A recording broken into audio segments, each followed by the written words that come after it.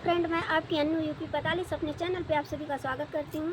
भगवान से ही प्रार्थना करती हूँ आप लोग जहाँ होंगे स्वस्थ और मस्त होंगे। तो चलिए, मैं बहुत ही प्यारा गीत सुनाने जा रही हूँ। गीत कैसा लगा कमेंट में ज़रूर बताइएगा। जाके परदेसवा गइला भूले सजनवा, जाके परदेसवा गइला भूले सजनवा, होई गइला गुलरी क फूले सजनवा, होई गइला गुलरी क फूले सजनवा, ताकेला दुआर तोहरे आस में नयनवा, याद आवे हंसल बोलल बैठी अगनवा, लागता करे जवाब चाली बाहसुलवा,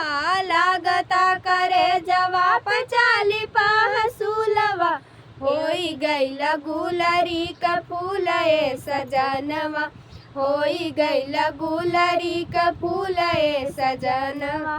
काटे खातिर दौड़े लागल घर के हर कोनवा,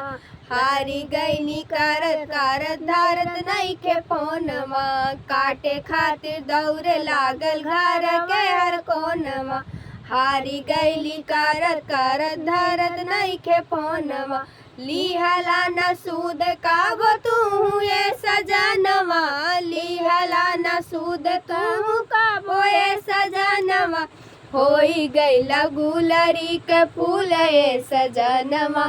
होई गइला गुलरी क फूले सजनवा, जाके परदेसवा गइला हमके भुलाई, जाके परदेसवा गइला भूले सजनवा, होई गइला गुलरी क फूले सजनवा, होई गइला गुलरी क फूले सजनवा।